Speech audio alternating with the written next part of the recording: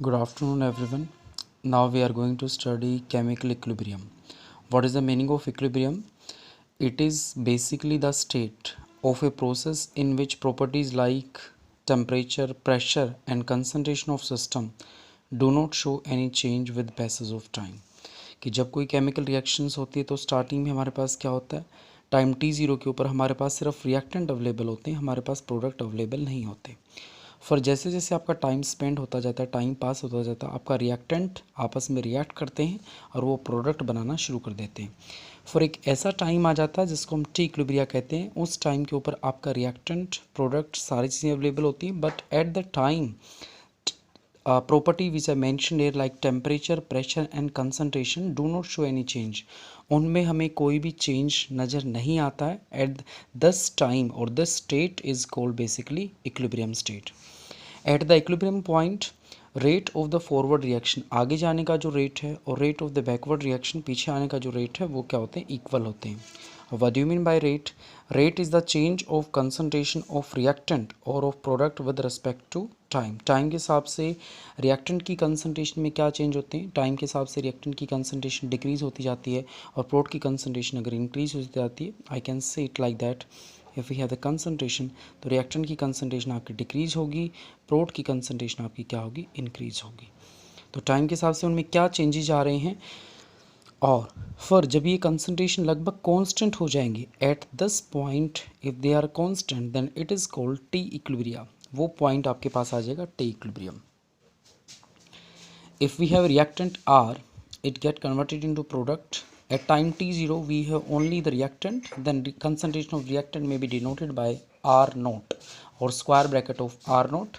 Square bracket here represent concentration at a particular time, से it is T, मान लो 5 minute है, 10 minute है, उस टाइम के ऊपर आपका कंसनट्रेशन रिएक्टेंट से प्रोडक्ट में जा चुका होगा, तो आपका रिएक्टेंट हो जाएगा कितना, R1, आपका प्रोडक्ट कितना हो जाएगा, P1। फिर किसी दूसरे टाइम के ऊपर, मान लो 5 मिनट के बाद स्टडी की है, मान लो 10 मिनट के ऊपर स्टडी कर रहे हो, तो कंसनट्रेशन ऑफ रिएक्टेंट फिर से क्या हो जाएगी, R2, बची हुई अमाउंट है ये, और एक कंसनट्रेशन ऑफ प्रोडक्ट कितनी हो जाएगी, P2। सो रेट को आप कैसे लिखोगे, change in concentration, final minus जिस टाइम इंटरवल की आप बात करो, आप इन दोनों टाइम इंटरवल की बात करो तो ये फाइनल हुआ, ये इनिशियल हुआ, आप इन दोनों टाइम इंटरवल की बात करो तो फाइनल हुआ, ये इनिशियल हुआ। तो R2 minus R1 upon T2 minus T1। R2 आपका लेस है क्योंकि कंसनट्रेशन ऑफ रिएक्टेंट डिक्रीज हो रही है, उस रेट को पॉजिटिव बनाने के लिए हम माइनस साइन आगे एम्बेडेड कर देंगे, और we can say that we are considering here modulus. इस टाइप से अगर आप प्रोडक्ट की बात करोगे तो P2 minus P1 is equal to T2 minus T1। इसमें नेगेटिव साइन इंट्रोड्यूस करने की जरूरत नहीं है क्योंकि P2 concentration of product at time T2 is which is higher than that of P1। So rate को आप किस हिसाब से लिख सकते हो, माइनस के delta r upon delta t is equal और delta p upon delta t. If you reduce this time interval, अगर आप इस टाइम इंटरवल को जो 5 मिनट और 10 मिनट के ऊपर स्टडी कर रहे तो उसको घटा दे, आप 5:20 के ऊपर स्टडी करो, टाइम इंटरवल अगर आपने घटा दिया तो कंसनट्रेशन भी आपकी चेंज हो जाएगी। रीज़न क्योंकि कंसनट्रेशन मतलब रिएक्टेंट को प्रोडक्ट में कन्वर्ट होने के लिए कम टाइम मिला है, तो कंसनट्रेशन में कम चेंज आएगा, तो we can say it minus d r upon d t और d equal to minus d p upon d t. For the study of rate, इस रेट की स्टडी के लिए we have particularly two laws. First is called law of mass action which is completely theoretical and whole of the equilibria is based on this law of mass action. Another law is the rate law which is completely practical, and chemical kinetics which we will study in the 12th class is based upon rate law of और rate law के ऊपर based है। Now we are going to focus on law of mass action since we are going to deal here with the equilibrium. What the law of mass action states? Rate of a reaction is directly proportional to product. This product is the multiplication, ये multiplication के लिए use हुआ, is the multiplication of the concentration of reactant each raised to power equivalent to their stoichiometric coefficient. Suppose we have a reaction 3a plus 2b gives you product, so rate of this reaction according to the law of mass action would be what? Directly proportional to concentration of reactant or product of or multiplication of concentration of reactant and each raised to power, उनकी power कहाँ तक लेके जानी, जो कि stoichiometric coefficients हैं। If we have a plus 3c, it will be product, it gives a product, so rate will be rate will be directly proportional to concentration of a multiplied by concentration of c raised to power 3. Similarly, if you have general reaction aa plus bb, it gives us products, and rate of reaction will be directly proportional to concentration of A raised to power A and B raised to power B. Now let's apply this law of mass action in case of the reversible reactions. Reversible reactions क्या होते हैं, जिसमें ये वो reactions होते हैं जिसमें सिर्फ रिएक्टेंट प्रोडक्ट में कन्वर्ट नहीं होता है बल्कि प्रोडक्ट भी वापस फिर से रिएक्ट करके रिएक्टेंट बना देता है. So these are those reaction in which not only reactant react to form product but product also react back to form reactant. और इनके लिए सिम्बल्स आता है आपके पास, इस टाइप का सिम्बल रहेगा. सिम्बल वेरी इंपॉर्टेंट है. If have general reaction A plus B, rate of the forward reaction, आगे जाने का रेट क्या होगा उसको मैंने आर एफ से डिनोट कर दिया. और क्योंकि प्रोडक्ट वापस से रिएक्टेंट में आ रहा है तो पीछे आने का रेट होगा R B.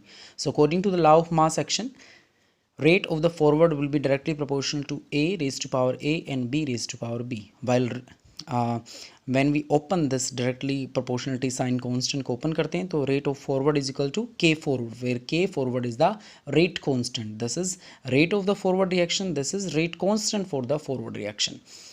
A raised to power A and B raised to power B. Similarly, RB, अब अगर ये रिएक्शन पीछे आ रही है तो इसके लिए ये रिएक्टेंट का काम करेगा. जब हम पीछे से इधर चल रहे हैं तो इसलिए क्या हो जाएगा, हम फिर से law of mass action apply कर सकते हैं. So rate of the backward reaction will be directly proportional to concentration of C raise to power C and D raise to power D, where RB is equal to KB into C raise to power C D raise to power D at equilibrium.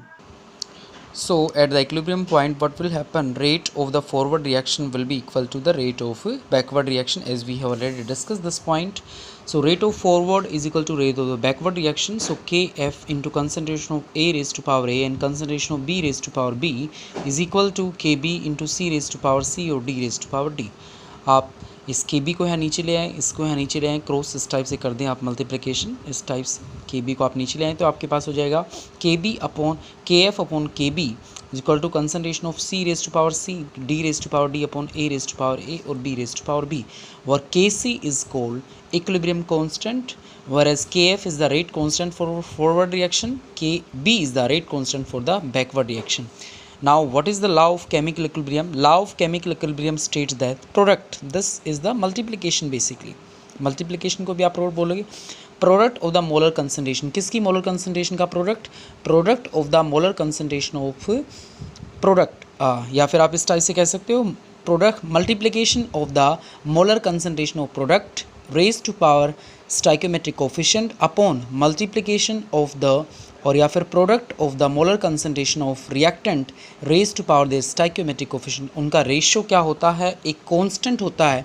This constant को क्या कहते हैं, equilibrium constant, and this is the law of chemical equilibrium, where C represent the concentration as we have taken reactant and the product in term of concentration. If instead of concentration we have a particular gaseous reaction, then we need to consider pressure. So then Kc would be replaced by Kp. If we have mole fraction, then it will be Kx. If we have activity, then it will be K gamma. So up to now we have discussed it up to here. In rest portion we will continue from tomorrow.